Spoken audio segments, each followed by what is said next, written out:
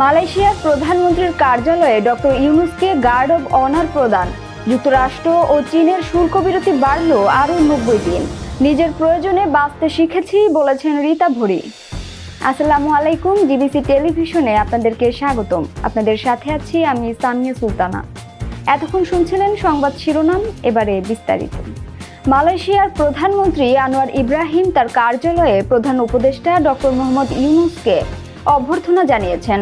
মঙ্গলবার সকাল 9টায় প্রধান উপদেষ্টা কুয়ালালামপুরের পুত্রজায়ায় প্রধানমন্ত্রীর কার্যালয়ে পৌঁছালে তাকে লাল গালিচা অভ্যর্থনা দেওয়া হয়। সেখানে ডক্টর ইউনূসকে গার্ড অব অনার দেওয়া হয়। গার্ড অব অনার প্রদান শেষে আনোয়ার ইব্রাহিম তার মন্ত্রিসভার সদস্যদেরকে ডক্টর মোহাম্মদ ইউনূসের সঙ্গে পরিচয় করিয়ে দেন। পরে ডক্টর ইউনূস প্রধানমন্ত্রী আনোয়ার ইব্রাহিমের সঙ্গে দ্বিপাক্ষিক বৈঠকে মিলিত হন। প্রধান উপদেষ্টা 3 দিনের রাষ্ট্রীয় সফরে সোমবার সন্ধ্যায় মালয়েশিয়ার কুয়ালালামপুরে পৌঁছান। এ সফরে প্রতিরক্ষা বিষয়ক সহযোগিতা, এলএনজি ও পেট্রোলিয়াম সরবরাহ ও অবকাঠামোগত নির্মাণ সহ জ্বালানি সহযোগিতা, Bangladesh institute of international and strategic studies ও institute of strategic and international studies Malaysia, Bangladesh Malaysia chamber of commerce and industry ও চিপ নির্মাণ প্রতিষ্ঠান নিমোসের মধ্যে সহযোগিতা এবং বাংলাদেশের শীর্ষ ব্যবসায়িক চেম্বার FBCCI এর সঙ্গে মালয়েশিয়ার ব্যবসায়িক চেম্বারের মধ্যে সমঝোতা স্মারক সই হওয়ার কথা রয়েছে। এছাড়া হালাল ইকোসিস্টেম, 2 দেশের ফরেন সার্ভিস একাডেমি এবং উচ্চশিক্ষা খাতে সহযোগিতা বিষয়ক নোট বিনিময় হবে। এবারে আন্তর্জাতিক সংবাদ। যুক্তরাষ্ট্র ও চীনের মধ্যে শুল্ক বিরতি বাড়ল আরও 90 দিন। যুক্তরাষ্ট্র ও চীন তাদের পারস্পরিক বাণিজ্য যুদ্ধের শুল্ক বিরতি আরও 90 দিনের জন্য বাড়িয়েছে।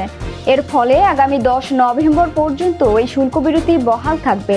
উভয় পক্ষের পণ্য বড় অঙ্কের শুল্ক কার্যকরের কয়েক ঘন্টা আগেই নতুন এই সময়সীমার ঘোষণা দেওয়া হয়। মঙ্গলবার এক প্রতিবেদনে এই তথ্য জানিয়েছে ব্রিটিশ সংবাদ মাধ্যম বিবিসি। বিশ্বের 2 বৃহত্তম অর্থনীতি সোমবার এক যৌথ বিবৃতিতে জানায়, এ বছরের শুরুর দিকে ঘোষিত অতিরিক্ত শুল্ক আরোপের সিদ্ধান্ত আরও 3 মাসের জন্য স্থগিত থাকবে। গত মাসে অনুষ্ঠিত আলোচনায় উভয় পক্ষই বৈঠককে গঠনমূলক বলে উল্লেখ করেছিল। তখন চীনের প্রধান আলোচক বলেছিলেন, বিরতি বজায় রাখতে তারা চেষ্টা চালিয়ে যাবেন। যুক্তরাষ্ট্র জানিয়েছিলেন, প্রেসিডেন্ট ডোনাল্ড ট্রাম্পের চূড়ান্ত অনুমোদনের অপেক্ষায় আছে তারা। সোমবার ট্রাম্প একটি নির্বাহী আদেশের শুল্ক বিরতির মেয়াদ বাড়ান। এর ফলে যুক্তরাষ্ট্র চীনা পণ্যে 145% শুল্ক কার্যকর করার পরিকল্পনা স্থগিত রাখবে এবং চীন ও মার্কিন পণ্যে 125% শুল্ক আরোপের বিরতি বজায় রাখবে। চুক্তি অনুযায়ী যুক্তরাষ্ট্র চীনা পণ্যে বর্তমান 30% শুল্ক এবং চীন মার্কিন পণ্যে 10% শুল্ক বহাল রাখবে। হোয়াইট হাউস জানিয়েছে, এই বাড়তি সময় বাণিজ্য ঘাটতি কমানো, অন্যায্য বাণিজ্য নীতি মোকাবিলা এবং মার্কিন রপ্তানিকারকদের জন্য চীনা বাজারে প্রবেশাধিকারের মতো বিষয় নিয়ে আলোচনার সুযোগ দেবে। বিবিসি বলছে, 2024 সালে চীনের সঙ্গে যুক্তরাষ্ট্রের বাণিজ্য ঘাটতি প্রায় $300 বিলিয়ন, যা তাদের যে কোনো বাণিজ্য অংশীদারের মধ্যে সর্বোচ্চ। আলোচনায় জাতীয় নিরাপত্তা, অর্থনৈতিক বিষয়, চীনের বিরল খনিজ রপ্তানি, রাশিয়ান তেল ক্রয় এবং উন্নত প্রযুক্তি, বিশেষত চিপ বিক্রিতে মার্কিন নিষেধাজ্ঞা নিয়েও কথা হবে। এবারে বিনোদনের সংবাদ। নিজের প্রয়োজনে বাঁচতে শিখেছি বলেছেন রীতা ভরি। ওপার বাংলার জনপ্রিয় অভিনেত্রী রীতা ভরি চক্রবর্তী যে কোনো দিন অভিনয় ছেড়ে দিতে পারে। সম্প্রতি এক সাক্ষাৎকারে তিনি এই সিদ্ধান্তের ইঙ্গিত দিয়েছেন। তার এই মন্তব্যে চলচ্চিত্র জগতে আলোড়ন সৃষ্টি হয়েছে। নিজের ব্যক্তিগত জীবন, পেশা জীবনের উত্থান পতন আর বর্তমান মানসিকতা নিয়ে অকপটে কথা বলেছেন তিনি। রীতা ভরি জানান, জীবনে তিনি প্রায় সবকিছুই পেয়েছেন: যশ, খ্যাতি, অর্থ, বাড়ি গাড়ি এবং সফল অভিনয় জীবন। একজন কিশোরী বয়সে যখন তিনি অভিনয় শুরু করেন তখন তার ধ্যান ধারণা ছিল একেবারেই ভিন্ন। মধ্যবিত্ত পরিবারের মেয়ে হিসেবে তার কাছে তখন পেশা ছিল শুধু জীবিকা নির্বাহের উপায়। কিন্তু দীর্ঘ সময় ধরে কাজ করতে গিয়ে এবং জীবনের নানা ঘাত প্রতিঘাত পেরিয়ে তার মানসিকতায় অনেক পরিবর্তন এসেছে। তিনি জানান, যখন তিনি কাজে আসেন তখন মানবিকতার উপর সবচেয়ে বেশি গুরুত্ব দিতেন, কিন্তু সময় যত এগিয়েছে তিনি উপলব্ধি করেছেন যে এই জগতে মানবিকতার অভাব রয়েছে। এই দিকটি তাকে গভীরভাবে আঘাত করেছে। বর্তমানে রীতা ভরি নিজেকে নতুনভাবে আবিষ্কার করেছেন। 30 বছর বয়সের পর তিনি নিজের কাছে প্রশ্ন করেছেন, এরপর কি?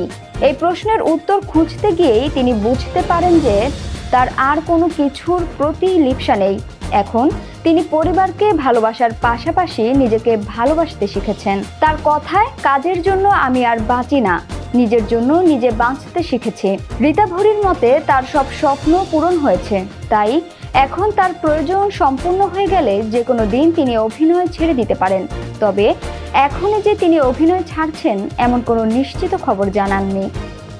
সংবাদের শেষ পর্যায়ে শিরোনামগুলো জানিয়ে দিব আরও একবার। মালয়েশিয়ার প্রধানমন্ত্রীর কার্যালয়ে ডক্টর ইউনূসকে গার্ড অব অনার প্রদান। যুক্তরাষ্ট্র ও চীনের শুল্ক বিরতি বাড়ল আরও 90 দিন। নিজের প্রয়োজনে বাঁচতে শিখেছি বলেছেন রীতা ভরি। জিবিসি সংবাদে এই ছিল এখনকার মতো। বিশ্বের যে কোনো প্রান্ত থেকে সর্বশেষ খবর জানতে ভিজিট করুন জিবিসি অফিসিয়াল ইউটিউব চ্যানেল ও ফেসবুক পেজ। এতক্ষণ সঙ্গে থাকার জন্য ধন্যবাদ সবাইকে। পরবর্তী সংবাদ দেখার আমন্ত্রণ রইল।